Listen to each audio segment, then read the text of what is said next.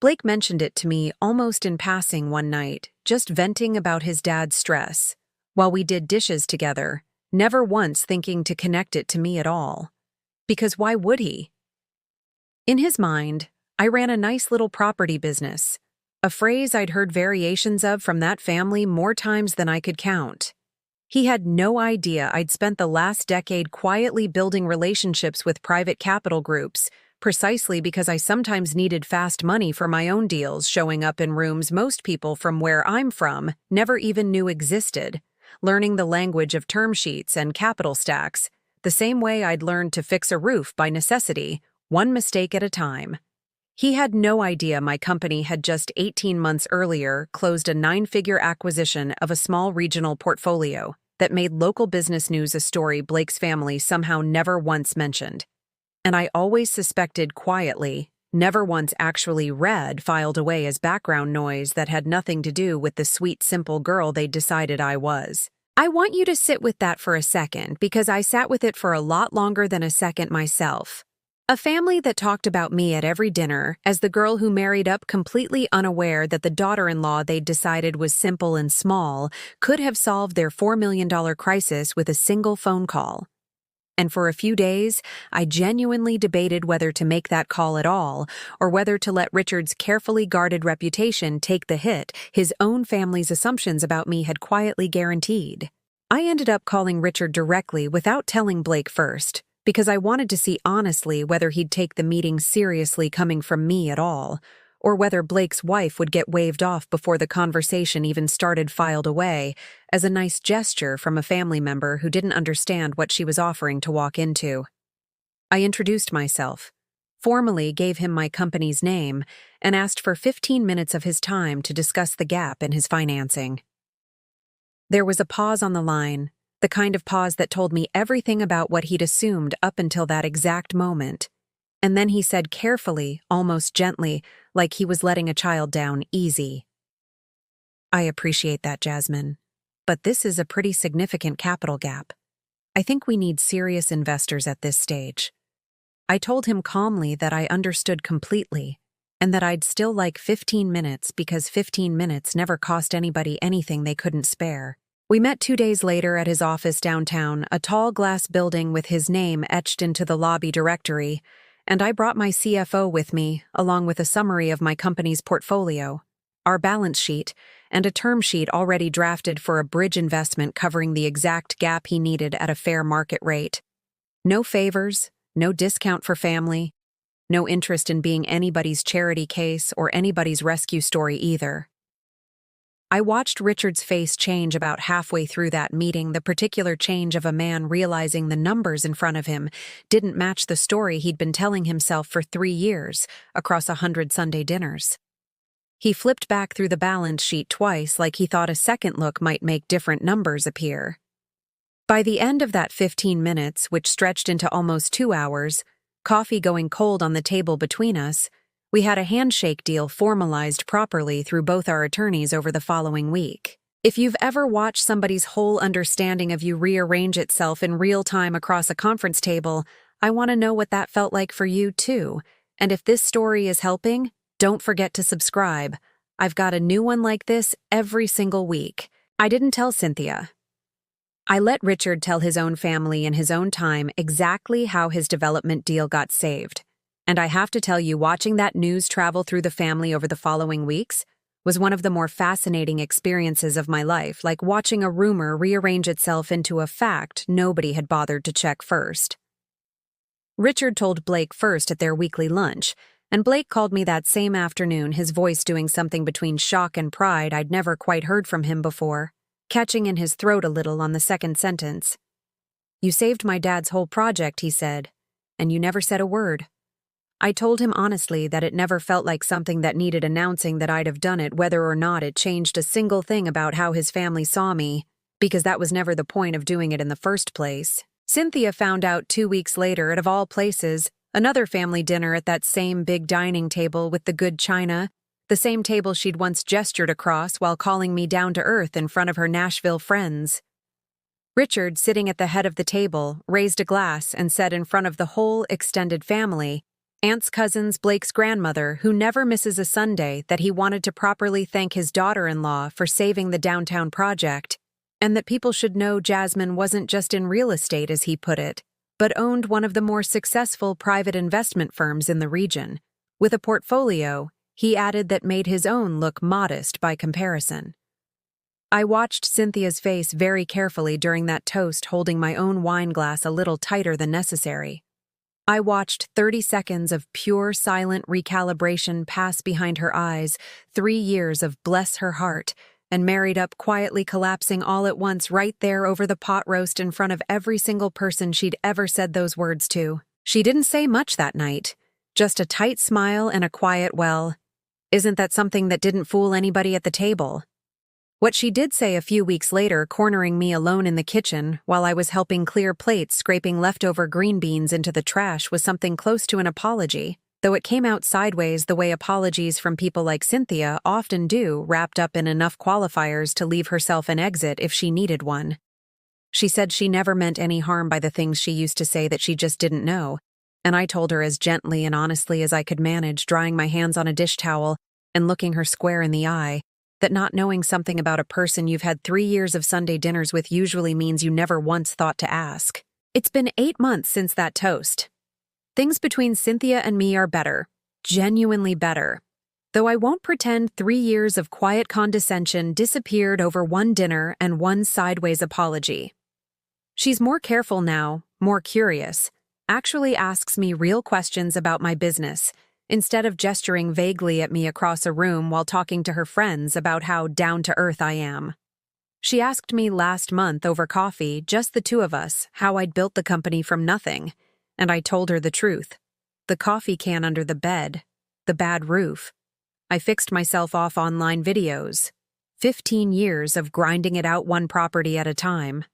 She got quiet, listening to it quieter than I'd ever seen her, and I think in her own way she's still working through the fact that the story she told herself about me for 3 years was never once true, and that kind of realization doesn't rewrite itself overnight, no matter how many apologies follow it or how many cups of coffee we share.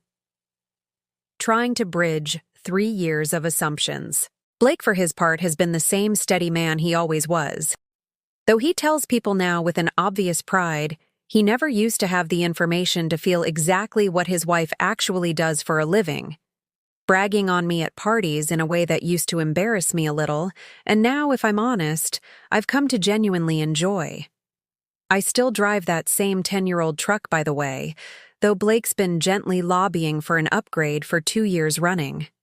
Still wear my mama's pearl earrings to family dinners. I never changed a single thing about how I show up in that family. Not my clothes, not my truck, not my quiet way of talking about money.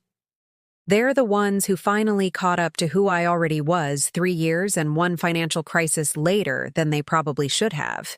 If there's one thing I'd want you to take from this, it's simple. The people who decide you married up usually haven't done the math on what you actually brought to the table. And they're rarely in a hurry to find out either. Not while the story they've already got is comfortable enough. Being quiet about your worth doesn't make it smaller. It just means some folks are going to keep underestimating you right up until the moment the truth writes the check. And by then, all their laughing at the dinner table and all their sweet little comments don't mean a thing next to what actually got done. Money talks, my mama always said, and sometimes it just takes a while for the room to start listening. Would you have made that phone call to save the family that never respected you? Or would you have let them figure it out the hard way, watched from the sidelines while 3 years of bless her hearts finally came home to roost?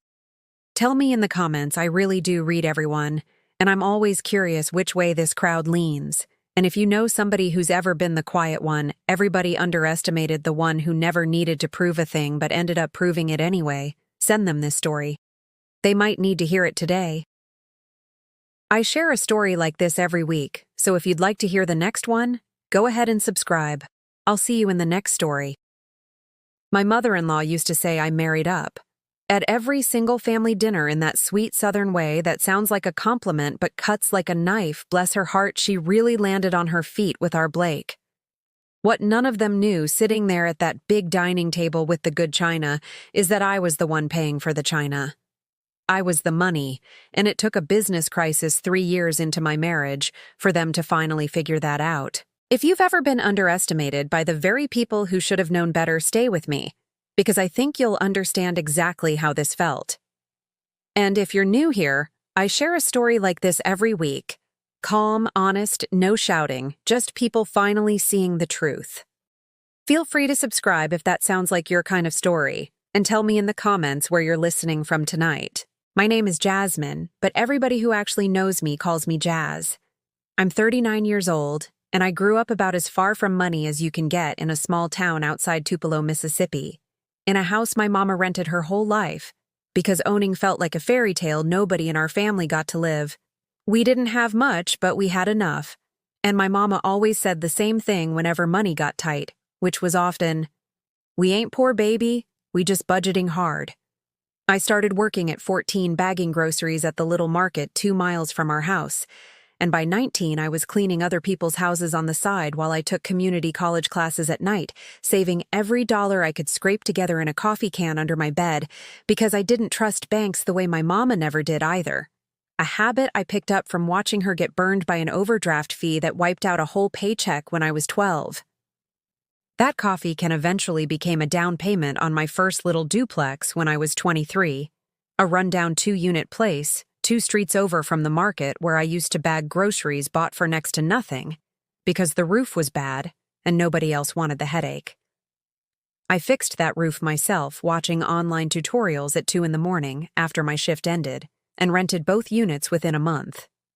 That duplex became 4 more properties by the time I was 30, each one a little bigger, a little smarter, a little less of a gamble than the last, until what started as one stubborn woman with a coffee can turned into a genuine business with a real office and real employees who depended on me for their paychecks. And by the time I met my husband Blake at a mutual friend's barbecue when I was 34, I owned a small but genuinely profitable property management and real estate investment company, quietly built, cash flowing completely mine with my name on every single deed. No partners, no daddy's money to get me started, just a decade and a half of grinding it out one property at a time. I never talk about money at parties, never have. Where I come from, flashing what you've got is a good way to lose it. Or worse, invite somebody's hand out for a piece of it. And honestly, I just never developed the habit of announcing my business to a room full of strangers. So when I met Blake and later his family, I showed up the way I always show up. Jeans, a simple blouse.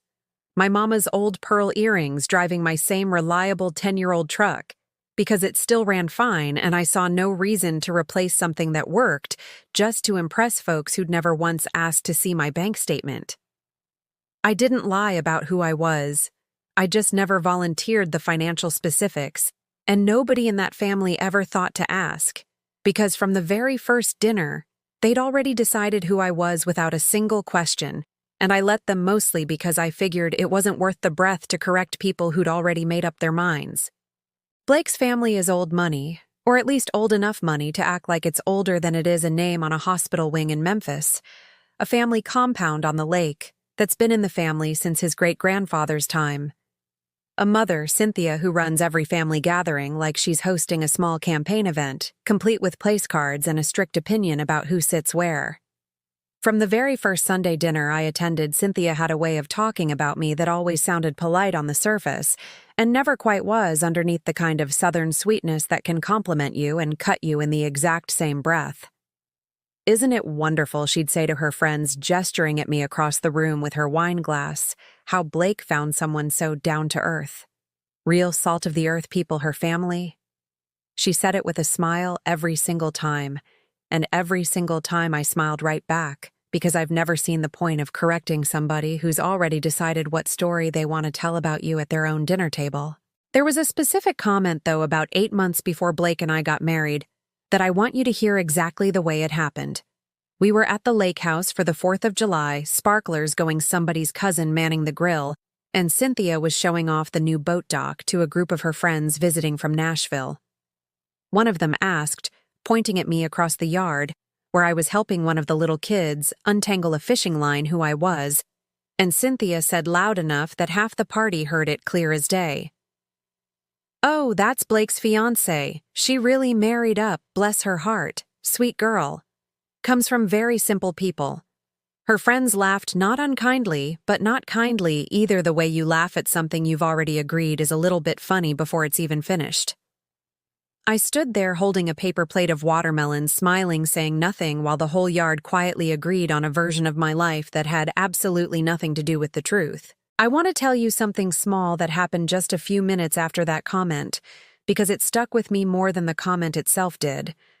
Blake's grandmother, an 80-something woman named Miss Eleanor, who didn't say much at family gatherings but never missed a thing, either caught my eye from her chair on the porch and gave me the smallest, knowingest little nod, like she'd clocked something the rest of the family hadn't.